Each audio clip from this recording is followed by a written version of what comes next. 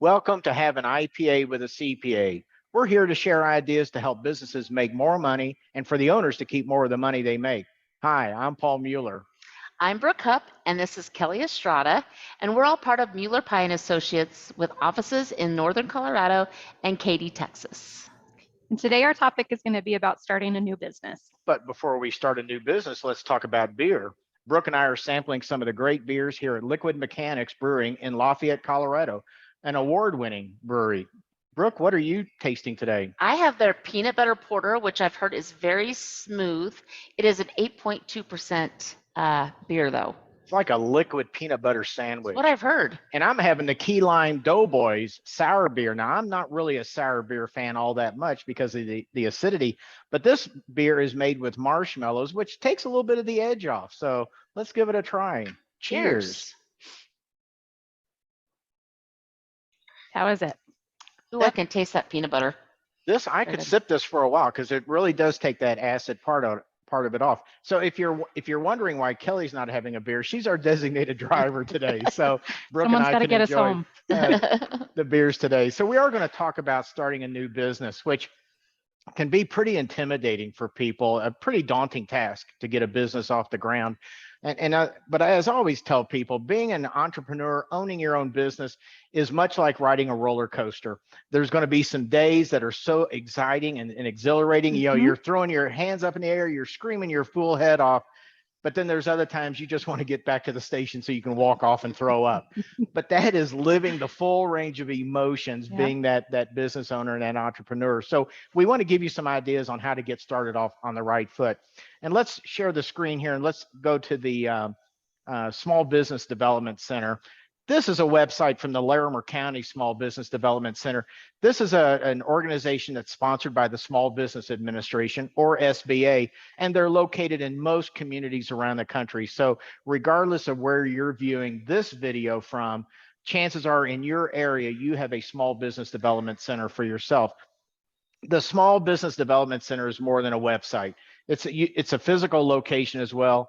They have coaches that will provide business advice on writing a business plan, financing options, basically how to get started and help you think through if your business is a viable idea or not, or maybe some additional training or other resources that they can share with you in that area. Most important though, this function is free. It's paid for by your taxpayer dollars. There are people that are ready, willing, and able and really interested in helping you get your business off the ground. So don't neglect using this as maybe a first step in the process of starting your new business. The other area, the next step in forming a business is the idea of what type of entity should you be choosing for your business, because there's a whole bunch of different types of entities. And Kelly, you're going to talk a little bit about forming an entity, but let's just talk about it at a 30,000 foot level that you've got, you know, in terms of choosing an entity. In fact, you can choose not to have an entity, which is called a sole proprietorship, which is the easiest way to do business at all. There's no entity formation. You just start business as a sole proprietor. One of the big risk factors, though, as a sole proprietorship is you don't have any liability protection if something goes wrong in that business. You are personally on the hook for any sort of liabilities, judgments, lawsuits that might happen. And for that reason, most people choose some type of a legal entity to form their business. And when you get into entities, my gosh, you've got limited partnerships, limited liability, limited partnerships, limited liability companies called LLCs, which we see a lot of, corporations. So, you know, there's partnerships. You can have general partnerships in addition to limited partnerships. So there's a whole lot of business entities and they all come with different characteristics. And if we can share the screen here, I've got a little chart that talks about some of these. So this may be a little bit difficult to see on the screen. It's a pretty small chart, but it was difficult to make it larger. But you can see here that, you know, some of the entities that I mentioned are listed here, and you know, talks about what type of tax returns they file, whether there's limited liability protection, what type of tax return, and you know, there's some other items on there as well. You can probably get an updated chart from that Small Business Development Center in your particular area to help walk you through the different types of entities and the options. And of course, be sure to consult with an attorney in this particular area so that you understand the rights, the responsibilities, the protections of each of these particular entities in your jurisdiction. So once you've gone through this process of trying to decide what type of legal entity you want to be, now the fun begins in setting it up and getting it registered. So Kelly, why don't you walk us through a few of those items? Yeah, so like Paul said, once you've decided what kind of entity you want to be, hopefully you've thought of a name you want.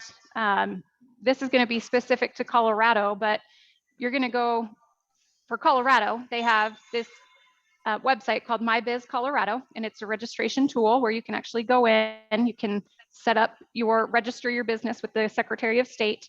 If you're in a different state outside of Colorado, it'll be the same process. You would just go to your state's Secretary of State website to register your business with your business name.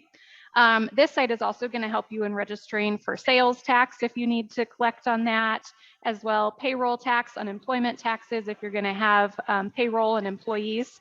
So this is a great tool that you can use for setting all of that up at one place. And sales tax. And sales tax as well. So this particular portal, and I'm not sure if all the states have it, but with this particular portal in Colorado, it's a single site to get all those registrations done. Because it used to be you had to go to all these different websites. Well, back in my day, you actually had to fill out paper applications for all these items. Back and punt again, and yeah. Yeah.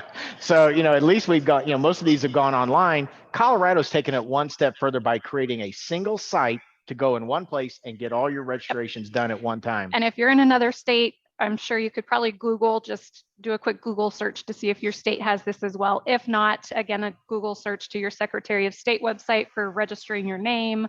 I'm sure you could Google for setting up those payroll sales taxes as well for your state. The other thing you may want to register is a trade name. And if you do want to do that in Colorado, again, this is particular to the Colorado Secretary of State site, you're just going to come in here. You can actually, if you go to the business home, see if it'll take me there. And I think it's the third one down. You're going to file a business. And you can come in here to actually file a trade name once you've registered your main business name as well. Outside of that, the other thing that you are going to need to register for is an EIN, and this is going to be true for no matter what state you are in. And you will do that through the IRS website. And what's interesting about this, Kelly, back in the day when I was first practicing, you had to fill out a form called an SS4. It asked for a lot of information, and it was very confusing. This is so easy. You click that button to say, I think it says apply online now. Right here.